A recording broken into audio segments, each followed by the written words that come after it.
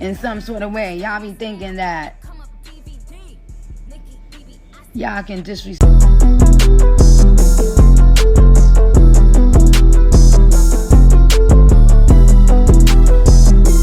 What's good, gang? Welcome back to another show with August with the Shade. Y'all, today we got to get into the tea, okay? First off, we got to talk about all of the things that people have been talking about with GQ Magazine and Jay-Z, okay? Jay-Z subtly threw a little bit of shade at Nicki Minaj and a couple of others.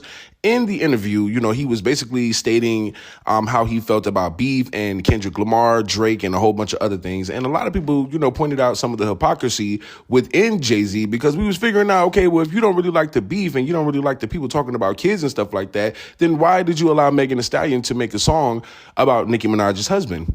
Yeah, okay, so yeah, we're going to have to start calling a spade a spade. Jay-Z need to start being held accountable. And I feel like some of these TikToks are definitely snatching the lace front, okay? So like this video, subscribe to the channel. Make sure y'all check out the free cash commercial so that you guys can learn how you can earn some free cash by just playing games on the internet. You know what I'm saying? I'm playing games on your app. Like, come on now, y'all already know how we can do that. Like the video, subscribe, and enjoy the show. They always show you who they are. This is Jay-Z's latest photo shoot with GQ. And what do you notice about this photo shoot? Yeah, that's right. He decided to cover up one of his eyes in this photo shoot. And if you know what that represents. And this photo right here looks absolutely demonic in and of itself. You have the red and the black, and then him dressed in all black. This looks absolutely demonic. And I don't know what's going on right here in this photo, but this looks absolutely demonic also. Because, once again, they always show you, as I stated earlier, who they are. Every single time. But it's no surprise with Jay-Z because, let's not forget, he loves to showcase this hand sign right here also. And let's not forget that he has had associations with people like Diddy, and the list goes on. People really need to wake up. Hey, yo, I don't know. Maybe I could be delusional behind Nicki Minaj, and maybe I'm too much like a super barb or something, or whatever y'all want to call it, and y'all could tell me if I'm bugging, right? But nobody think it was weird that Nicki Minaj was supposed to be dropping her album this week, and all of a sudden Jay-Z is outside doing interviews? Nobody find it weird that Jay-Z just did a whole interview where he did not mention the greatest and biggest female rapper of all time who's been mentioning his name for the past few years, every single week, mentioning him by name, saying his actual stage name, Jay-Z, that she's actually been reposting AI pictures and stuff of him and throwing all types of accusations at him, and not one mention of it, but he's mentioning the Drake and Kendrick Lamar beef from 2 years ago. Nobody find that to be weird? Nobody find it weird that Jay-Z put Megan the Horse and Kendrick under his wing, and Megan the Horse was going around dissing Nicki Minaj, and nobody said anything. Kendrick Lamar called Drake all types of pedophiles, and even got on a Super Bowl stage that Jay-Z had the power to put him in and put Kendrick on that stage, and Kendrick got up there and disrespected Drake, and nobody said anything about that. But now, battling is corny once Drake is getting ready to drop Iceman, knowing that Drake about to take shots at everybody. Battling is corny now that we know that Nicki Minaj got a list of everybody's name who's been a part of this smear campaign going up against her, that now Nicki Minaj is about to be dropping music soon too. But now battling is corny? It's better if we all come together and make music? But that wasn't the case when... Okay. Okay. Nobody find that to be weird? Like I said, maybe I'm just bugging and too much of a like, y'all could tell me. But that's just weird. 3/27/26, the album was supposed to be coming. But today, interviews and concerts and all this publicity around Jay-Z is happening around the same time Nicki Minaj was supposed to drop her album. And then not one mention of Nicki Minaj in the interview, but Nicki Minaj is one of the people that's been mentioning your name. and then your feelings hurt. The accusations was put on you about to that girl, but you had no problem putting Kendrick on stage, knowing he was gonna perform not like us. Nobody else found this to be weird. Like, not good, but weird. When people lie, they can never look you directly in your eye. They always gotta look away. Like, they always gotta look down. They gotta look away. You know what I'm saying? And just give their answer. Watching that Jay-Z interview, like, that whole time he was lying. He wasn't telling the truth about shit. And you could just tell, like, how his demeanor is, how his aura is. Like, nigga, you lying. You just saying that shit just to save face, for real, for real. And it's like, when the last time this nigga did an interview? Like, can somebody tell me, like, when was the last time this man ever sat down and did an interview and talked about some shit? Oh. So remember when I was telling y'all that what Nicki Minaj is going through is literally spiritual warfare, and this is literally being orchestrated by the stars? Well, I was not kidding about that. I was dead ass serious. So what I did a couple weeks ago was I went through Jay-Z and Nicki Minaj's synastry chart. And if you don't know what a synastry chart is, you really need to go talk to astrology girls. And if you're an astrology girl, tell me if this is accurate, because I didn't did all the information. And it's given that this was written in the stars long before it happened, right? So I'm going to just go ahead and get right into it. And this video might be kind of long, so go ahead and watch it in 2x if you got to. So let's just get it started. And I will try to explain everything, like, as I go. Okay, so Nicki Minaj moon, like her moon, connects Jay-Z's Pluto, right? So Nicki feels Jay-Z's power on a deep emotional instinctual level, right? The relationship can be transformative but consuming and manipulative. So Pluto is the planet of power and transformation and rebirth, because it is associated with deep psychological insight, intensity, and power of death and regeneration. Nicki's moon is in Virgo, so it's like leading to a need of emotional security through order, practicality. So like when Jay-Z and Nicki Minaj were like good and they were doing like monster verses and she was touring with them, that all like really spoke to Nicki Minaj, because the way his moon conjuncts with, the way her moon conjuncts with his Pluto. Okay, so essentially her emotional security is in the hands of a powerful controlling force. Like, that's how it feels to her, which is why the things that Jay-Z does in the shadows also, like, Pluto is the planet of like shadow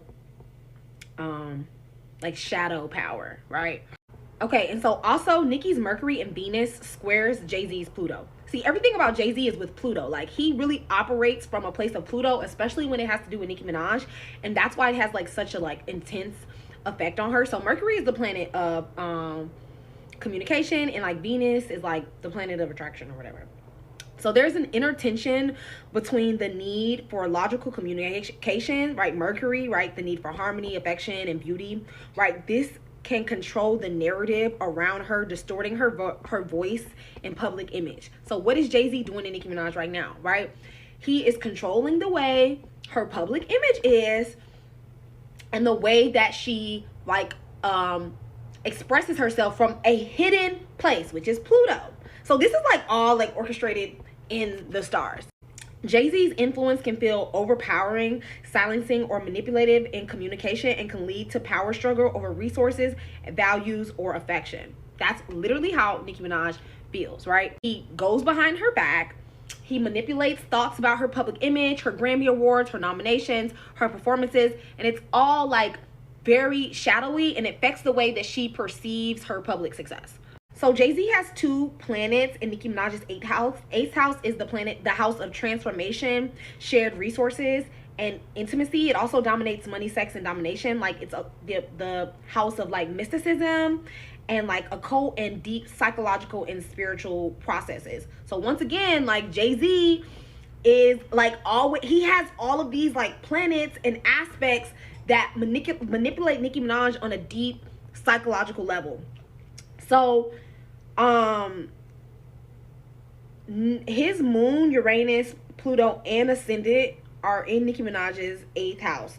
So this is shared power, secrets, psychological manipulation, obsession, and observance of other people's resources. Jay-Z's very identity and inner world is expressed by expressed by Nicki as an intense, penetrating, and potentially secretive or controlling place in her 8th house energy, right? So this is what Nicki Minaj has been literally alluding to for like the last 3 or 4 years, that Jay-Z operates behind the scenes and he does like weird stuff to manipulate her by hiding his hand, but she knows now, right? So Nicki feels that Jay-Z operates from the shadows, knowing her vulnerabilities. Is this not exactly what she's been expressing? The fact that this is exactly written in their synastry chart is chilling, to say the least. So their Saturns also oppose each other. So this is a fundamental clash in structures. I forget like what house her Saturn is in. But this is a fundamental clash of structures, right? Authority, discipline. It feels like obstacles to each other's ambition. So what I realized is that Jay-Z is threatened by the fact that Nicki Minaj wants her own empire, right? So when Nicki Minaj does stuff like label her album the pink print or claim that she is a queen, he sees that as a direct threat upon the empire that he has already built, and which this is the exact reason why he doesn't like her. So Jay-Z's Saturn is in Nicki's 3rd house, and that can manifest as like a critical, restrictive, or silencing influence, right? Jay-Z could be experienced by Nicki Minaj as an authority figure who judges her communication and limits her expression or creates obstacles in her immediate environment. Is that not what she's been saying? Word for word, verbatim. I'm telling you, everything is written in the stars. And to top it all off, Jay-Z and Nicki Minaj have a karmic relationship. So if y'all don't know, your South Node represents your karmic life, like your past life, what you've done, and how your karmic, like how your South Node falls in somebody's house will determine like what type of karmic relationship y'all have. And Nicki's vertex conjuncts Jay-Z's South Node and his ascendant. So that means that this is a fated karmic relationship, right? This like mimics power dynamics from a past life that are bound to be replayed. So essentially, Nicki Minaj and Jay-Z known each other in a past life, and that is why this is all playing out in modern time. Jay-Z is connected to powerful or hidden transformative systems. Jay-Z's planets in Nicki Minaj's 8th house, the domain of occult, magic, secret societies, and psychological power. I mean, we all know what Jay-Z is connected to. You know, I don't have to say that. But also, Jay-Z's Pluto is in Nicki Minaj's 8th house. So this doubles down the theme of hidden powers located in her chart. Jay-Z's Sun, Venus, and Neptune and Fortune are also in Nicki's 10th house. The 10th house is the house of public image and career. So Jay-Z is directly connected to Nicki Minaj's career and public reputation and legacy. This can be seen as beneficial, which at one point it was, but it also can be very threatening. Jay-Z's fortune is tied to Nicki's public status, moving their success interlineal, right? So basically that means that Nicki Minaj has just as much effect on Jay-Z's fortune as he has on her public image. So if Jay-Z doesn't cut it out, Nicki Minaj could literally be the reason that he goes broke. And if we're being honest, Nicki Minaj is kind of the reason he's going broke, because he's spending all of his resources on people like Nicki Minaj, on like Cardi B, Megan Thee Stallion, and other ops, all to get her caught up in some type of like agenda. He's spending massive amount of money to the Breakfast Club and other allegedly in order to make Nicki Minaj look like a villain. So he's spending all of his money for nothing, because it's not gonna work, in order to destroy Nicki Minaj. But also Nicki's North Node, and if you don't know, the North Node is your destiny, like it's what you're destined to do, is in Jay-Z's 10th house. So they both have like important positions in each other's 10th house, right? So Nicki's life path and destiny is literally tied to Jay-Z's public reputation and career. So this is another powerful karmic link, right? Nicki Minaj's evolution is literally tied to how Jay-Z's public image plays out, which I guess will be publicly her defeating Jay-Z and revealing everything that he has hidden in the shadows. Also, to finish it all off, Jay-Z's Mars is in Nicki's first house. Your first house is like who you appear to be. This means that he can provoke her into action, but it also feels like a constant battle for autonomy. The Mars squares Jupiter, amplifying this conflict and power struggle. So Nicki Minaj is experiencing Jay-Z as a karmic Plutonian figure whose power is felt in her deepest emotional core in the hidden realms of her life. And y'all don't believe in destiny? Y'all don't believe in astrology? Y'all don't believe in the stars? Oh, okay. Okay. Now, before we get to the next video now, here's something that you guys can be actually doing while you're bored. If you like to play games, you could literally get paid for it, okay? And I'm talking about all you gotta do is hit the link in my description, scan the QR code that's literally on the screen right now, and you can download and sign up and play for free right now. I'm talking about right away, okay? It's simple. All you have to do is download and create an account with your email and your password. It literally takes seconds. Inside, you'll see a wall of games and offers. Pick one you actually enjoy, play through the levels, and the cash lands right into your free cash account, y'all. It's like turning your downtime into a side hustle. Like, what are we doing? That's what we need to be doing, okay? Some people pull like $10 to $20 a day. If you put in the effort, y'all, you can literally be making even more. And y'all already know, just like any other app, if you spend a couple of bucks inside of the game, you can kind of hit the levels a little bit faster, which unlocks bigger offers and payouts. That's how some of the users earn up to like $500 or even more, you know what I'm saying, on certain offers. Now, but if you don't have time to, money to spend on, spending anything extra inside of the app, you can stick to the free levels and still cash out. The only point is, instead of you just sitting around scrolling, you will be playing games and earning money at the same time.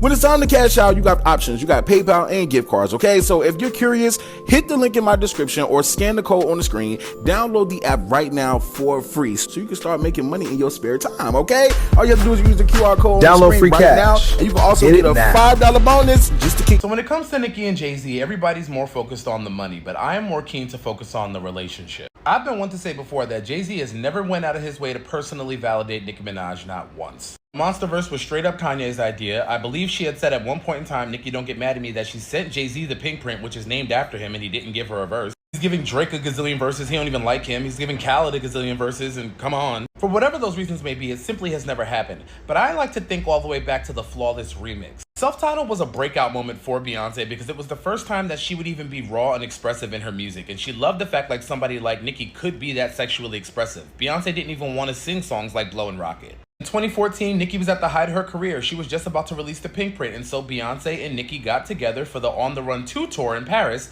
and they performed Flawless Remix together. You can see Jay-Z in the background of this picture. That to me is when the relationship probably felt like something not a little bigger, but a lot bigger, because Nicki and Beyonce began to work together at a larger capacity. Jay-Z and that brain, I believe he always had title in mind. I think a lot of people don't understand the way that Jay-Z does business is when a lot of people try to premeditate moves, Jay-Z works with what is on the table. So my speculation is when Beyonce and Nicki worked together and he saw what a great reaction that the world had to Nicki Minaj, he said, oh, we need that influence. Here's how I'll work with her. And Tidal was the way. We never saw Nicki and Beyonce orbit around each other for anything besides Tidal. The Feeling Myself came out exclusively for Tidal. The Tidal 10-20 performance that they did together was great, but it was only for Tidal. Everything that they did was for Tidal. Listen, Nicki Minaj versus blind loyalty has been a thing in the hearts of many for years, especially on Twitter. I believe that Nicki saw inking that Tidal deal being like, all right, I'm tapped in, like we're tapped in. No. I do believe that Nicki's influence contributed greatly to Tidal, but it was not enough, obviously, to make Tidal long-term successful. And so when Jay-Z did sell it, a lot of people felt like, yo, I gave this, this, and this, and they were shortchanged. But Jay-Z was already on to the next venture. You see how his brain works? And when I say this is more relationship focused, it's also the fact that I believe that Nicki wants people to see Jay-Z differently, but I just don't know if people are going to view Jay-Z being a capitalist as a problem because Americans are capitalists. Although pivotal times in people's careers were leveraged for Tidal, Nicki also had an axe to grind with Spotify at the time because Spotify wasn't counting streams to sales. But I don't feel like she owed them that Tidal deal. And I also don't feel like the new girls owe Nicki blind loyalty because Nicki shouldn't have been blindly loyal to as many people as she was blindly loyal to. And so approaching the new girls for her label in the same way that the Carters approached her, expecting people to just do what she says because that's what she did, isn't really realistic. I see a world where Nicki says, hey, thanks for the opportunity, guys. However, I'm going to go over here and sign with Apple Music. She does that with Drake, and she works those perks that way. Because Tidal and that loyalty she gave Jay-Z, kind of by way of Beyonce, but yes, also Jay-Z, that little $1 million they offered her pales in comparison to what she probably would have made if she did the other thing. But that's just not how business works. And even Jay-Z's relationship with Megan, I just believe is the same thing. I believe Beyonce loves Megan, and I believe Jay-Z saw that and said, yeah, this'll work. And I mean, come on, if you're familiar with some of Jay-Z's more human characteristics, you'll remember when he always had something to release every single time Nas had something to release until he couldn't keep up with King's disease. So there's no way that this helped, let's be real. Barbs, hold up, wait, I need y'all here up front. This whole time, we thought that Nicki had clocked Beyonce's Act 3 drop date, but the way it's looking, it was Jay's drop date. He was gonna drop something Friday. I bought it. A few moments later. The thing that you chose Kendrick for the Super Bowl, it's like, oh man, he's choosing the side and he's putting, and he's not. Like I don't have, what do I have to do with that? I chose the guy that was having a monster year. I think it was the right choice. Word. You don't put that on someone. Like that's the thing that you better be super sure. This nigga Jay-Z got on here and he said, let me cook up this lie right quick. I'm gonna lie. Let me pour a little bit more lie. Yeah, a little sprinkle of gaslighting. Where is my jar of manipulation? Oh, there it is. Ooh. Pour a little manipulation on that thing. Now, I could have sworn I purchased some plausible deniability. Oh, there it is. Plausible deniability. Whoop. Get up in here and cook up this lie right quick. Let me taste a little bit of my lie right quick. It's missing denial and deflection. Let me see. Denial. There it is. There it is. Let's stir it up. Mix up my lie real good for the people. Did I put integrity in this? No, I didn't put no integrity in this. No, of course not. Of course I didn't put integrity in it. Of course not. Bruh, Jay-Z is not slick. Isn't it funny how the week that Nicki Minaj was supposed to drop and the weeks leading up to Iceman, he comes out and does an entire press run. And in that press run, he says that he doesn't know if battling needs to be a part of the culture anymore. Very similar to what Pusha T said a few months ago, saying that diss tracks are dead to him and they don't hold the same weight as they used to in the rap game. It's almost as if these guys are trying to prime hip-hop listeners for any verbal ass whooping that they're about to get from Nicki Minaj and Drake. The two people that the entire industry is waiting on to drop. And not only that people are waiting on them to drop, the two people that have the actual balls to say some shit about this evil motherfucker right here. Especially Nicki, like her album was literally slated to drop this Friday, and he comes out, drops 2 tour dates, announces he's doing the Roots in Philly, which for Jay-Z is insane. And then he's going on a GQ interview doing photo shoots, all because he knows what's about to come out of Nicki's mouth. I'm not even talking about Drake, for real. I already know Drake gonna give belt to ass on anybody who is talking shit. What Nicki's about to say about this man and all of Rock Nation, bruh, he's trying to prime y'all to act like she's crazy, like hip-hop doesn't need that, because he knows what's coming for him. He saw how Diddy got dragged through the mud. His bestie that he said he wasn't friends with, yeah, that guy, he saw that and is trying to step out of harm's way, but it's a little too late for that. Hove. We gotta scratch that name, first of all. Oh, I'm Hove. Nigga, that don't mean shit anymore. We don't give a fuck. What does that even mean? You're like, bruh, I'm just super excited to hear the beautiful music that's gonna come from Nicki and Drake, just on a listener level, but also the actual ass whooping that's gonna come to Rock Nation, to Jay-Z, to all of the hypocritical hip-hop artists who joined on the bandwagon of trying to take down 2 of our greats just so that they can be less influential in a generation that loves their music. Spoiler alert, that's never gonna happen. Y'all can keep the bot attacks, y'all can keep the narratives going. Nicki and Drake are here to stay. And I really hope they drag this nigga's ass across the pavement and get him out of here, bruh. So that Basquiat impersonator in his 3 combined dreads sat down and did an interview with GQ where he basically said that Blue Ivy Carter is the hardest working woman in show business, which we already knew. He also unintentionally basically told us in so many words that the Act 3 set list for the tour has already been created. They're already rehearsing for the tour. He said something along the lines of Blue Ivy wants to be a part of every number when she's on tour and when they're touring. But he said certain songs she can't be a part of, like I Can't Let You Go on Stage during 6 Inch. Now, it could be just a coincidence that he said that, but why would you say 6 Inch? Why would you say of all songs 6 Inch? You could have said Tyrant, which is recent from the Cowboy Carter tour that she was not on stage for. But you said 6-inch. That's because he was just at the rehearsals 24 hours ago. Y'all not reading between the lines. And you know, honestly, this is why that lady keeps a tight leash, because everybody's just going rogue. Got Jay-Z spilling tour secrets. Jules is popping out with a goddamn geriatric baddie. Matthew is walking out of fucking interviews. Somebody needs to get a reign of the family. Blue Ivy cannot do everything. But yeah, thank you, Wyclef Sean, for putting your Tim in your mouth and giving us a little torty. I would absolutely love to see 6-inch live.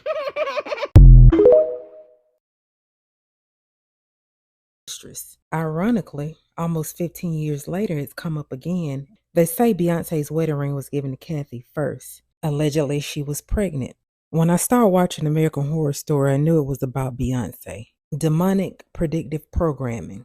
The first thing that caught my eye was all the blue. This season was about a young actress who was having problems conceiving and was basically willing to sell her soul for an Oscar.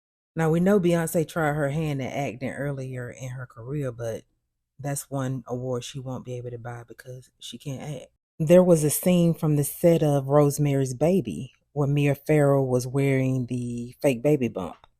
And of course, it made me think about when Beyonce had on her collapsing baby bump. The question is, was she actually pregnant or did she have a surrogate? A lot of people think it was Kathy's baby. The announcement was made on August 28th. Blue was born January the 7th, so if you count full term back 40 weeks, that would mean she conceived around April 30th, making her about 4 months in this photo. You would think that since she had so much trouble conceiving in the first place, that she would wait at least to 6 or 7 months. Typically, a person as fit as her wouldn't start showing until they were 6 or 7 months. And that's definitely not a 4-month baby bump. You can still wear your regular clothes, though. The maternity pants are sending me. In the song Daughter, Beyonce sings about how she offed the mistress in the bathroom. And of course, they played out that scene in American Horror Story. But that wasn't the only song that she bragged about Kathy. We'll get to that soon. Cara Delevingne played a character named Ivy. And there's also twins in this season. Remember when Jay-Z was trying to sign her to Roc Nation? And then she got kicked off his jet for being under the influence of something and acting strange? The witches were making Anna's skin peel off, and it made me think about the poem that Beyonce wrote in Lemonade. I can wear her skin over mine. That's Kim Kardashian on the left and Anna on the right. Notice how the spider is over her womb like it's waiting to take possession. I knew it looked familiar. There was a spider in the Coven season with Papa Legba. Notice the baby on the left, and when she flips the page, the baby is in the spider's belly. Delicate was based off a book, but I wonder if these seasons are connected since they're both about witches. Look at the duality of the two characters. It's like one's dead and one's alive. Look at Kim's eyelashes, and again the color blue. And look how the spider is going into Kim, like it's taking something from her. Now down at the bottom you see it premiered 9/20 or 9/2 because the 0 doesn't count in gematria.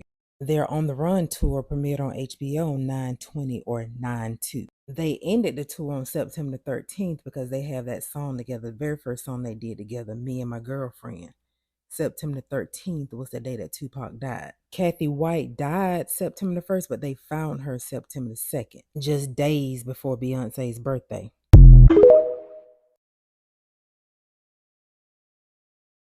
This article right here has the internet buzzing. When people saw that Jay-Z and Beyonce took out a second $58 million mortgage, people automatically started assuming the Epstein files and all the controversy and lawsuits got them broke. But is that the case, or is people just making stuff up? I'm about to explain. Y'all tell me what y'all think.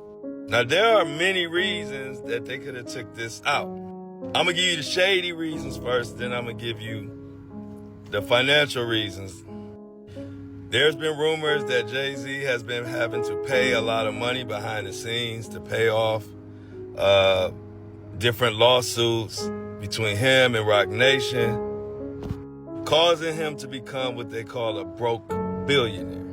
But there's two sides to this coin. See, this financial strategy has been used by the richest man in the world, Elon Musk. The billionaire has taken out $61 million in mortgages on 5 properties in California and claimed to be cash poor. It says here, by taking on such mega mortgages, the ultra wealthy like Musk can free up capital for higher yield investments or ventures, building even greater assets to potentially pass it to his children. And so Jay-Z and Beyonce could just be exercising a billionaire strategy. But with everything going on, you tell me in the comments what you think it is. Because the internet is talking, and I don't like it. What about Brooklyn? Jay-Z only cares about Jay-Z. Remember the time he helped the Brooklyn Nets move to Brooklyn, but they forgot to put the whole affordable housing in the back, leaving it empty to this day? Remember when he told artists they should only have their music on Tidal for him to sell it for like $300 million to T-Mobile? Remember he did a whole album with R. Kelly, even though one of his business partners was dating a girl that R. Kelly dated when she was, under? Jay-Z always kept friends with whoever had at the moment. Irv, so you can get on DMX songs. Jeezy when he was hot. And of course Kanye. This was never a real friendship. Jay-Z just wanted Kanye to make beats. He didn't even want him to rap. Damon Dash co-signed Kanye as rapper to put him out. And when the NFL was having problems with, protest, he said, give me the halftime show. I'll take care of it. That's why Gilly the Kid said he'll never go to a Jay-Z party. It's just Jay's way of saying, I still run this culture. Shh. Listen, I'm a fan. But Jay-Z only cares about Jay. Now this is crazy, y'all. This is crazy. Y'all gotta check this one out. You ain't to sit here and tell me all these songs from back in the day till now, all talking about the same thing? Come on now. Like I said, it can't be one secret society. Check this out, y'all. I'm not gonna do too much. Just know we here to have a good time. Like, comment, subscribe, follow, send this off to a friend.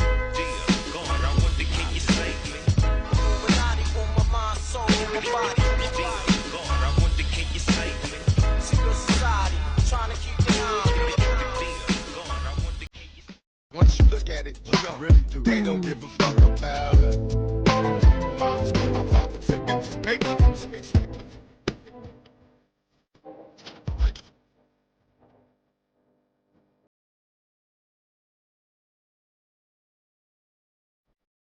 What money is the root, I want the whole damn tree. Ain't trying to stick around for Illuminati. Got to buy my own island. And you can't fathom the truth, so you don't hear me. You think Illuminati's just a fucking conspiracy theory? That's why conservative racists. Illuminati, a secret society do exist. Illuminati,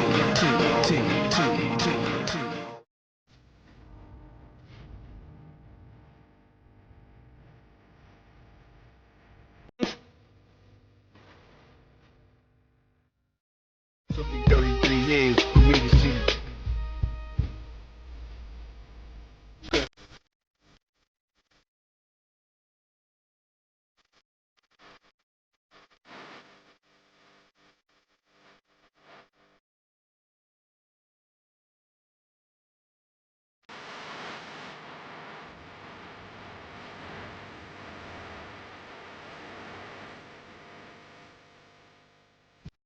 Machiavellian is Illuminati, all through your body.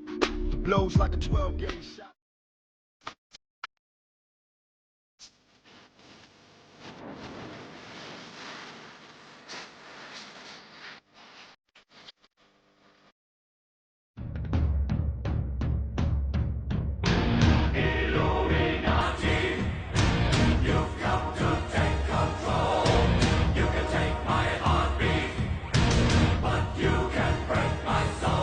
Just finished watching Jay-Z's interview with GQ. Great little interview.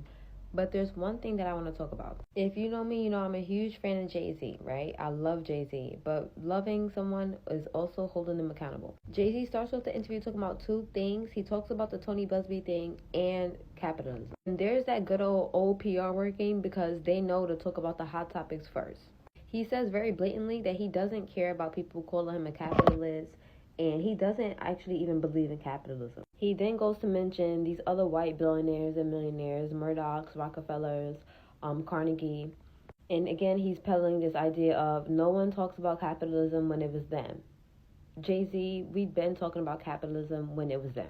He says people are not capitalists based on the amount of money they make, but simply their morals. Now, the part that gets me is when he talks about how people who critique capitalism and I guess are against billionaires and millionaires are just idealists, and how we're basically trying to fight for a world that's not a reality, right? These are just ideas and it doesn't make sense. Now, this is coming from the same person that has talked about Martin Luther King Jr., Malcolm X.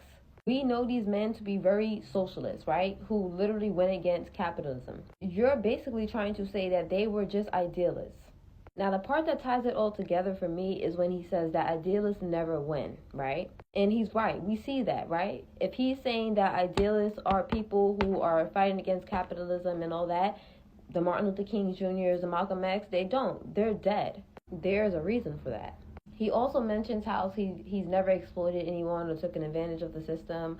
But again, correct me if I'm wrong, this is also Jay-Z, who we've known to sell drugs before he was a rapper. I mean, I don't know. In order to be a capitalist and have that amount of wealth, someone needs to be exploited. You may not be directly exploiting someone, or maybe you don't know, but someone is being exploited. But y'all let me know what y'all think about that part. God's judgment is coming for Jay-Z, and he is obviously scared. He's obviously spooked out right now. And it's crazy to see, because it's like, did we see how he reacted when those people were outside trying to interview him, ask him questions, and he was so terrified that they were going to ask him about Epstein? And I just think it's so funny. I'm like, who is on payroll? Because nobody asked him the hard questions ever. Like, I never see these questions being asked, but it's all over social media, the news. I don't know. Like, I think it's so weird how nobody ever really pumps him for information the way that they pump everybody else. But okay. Besides that, I'm just like, he's obviously spooked. He feels God's judgment coming. He feels it. I know I do. I feel it for all of them. I do. All who were involved. And Beyonce, I told y'all about Beyonce. Not everybody want to be like, Beyonce this, Beyonce that. And the way people have come at me for years concerning that lady, the way people have come at me, and now I see niggas is like, yo, who going to the Jay-Z concert at Yankee Stadium? I'm like, a bunch of Epstein file supporters. Niggas is like, yo, who going to the... This is the dark demonic reason why Jay-Z calls himself Jehovah. You ever listen to Jay-Z's music and you hear him regarding himself as Hove and other people calling him Hova, and it's short for Jehovah. When you actually go back to the Bible, notice that Jay-Z's not just simply calling himself a god, he is calling himself God himself. You see, Jehovah is a play on words of Jehovah. Jehovah is a transliteration of Yod-He-Vav-He, Yahweh, the tetragrammaton of the God of the Bible. Yahweh is our God. When Jay-Z calls himself Jehovah, he's calling himself Jehovah. He's not just simply saying he's a little G, he's saying that he's the big G. Mix that with his wife Beyonce putting out a song quoting a poem about stuffing her minces with pages of the Bible. It's easy to see who directs their lives. Lucifer, who I believe was the very first created angel for different reasons, was created with musical instruments inside of his body. He is called the god of this age currently after his fall. He's over the music industry. And it's easy to see the tools that he uses, like Jay-Z and others. Lucifer wanted to be like God, so one of his premier artists has the name Yahweh. Careful who you listen to. And hit the follow button if you like content like this from a Bible perspective. Deadline is in 5 to 6 days. If you've ever wanted to learn why God created the constellations, the mysteries he's put in the stars, this month's class is for you. Click the link in my story or bio to sign up. It's the final 3 days of the month and it's pre-recorded, so if you're doing Thanksgiving, you won't miss it.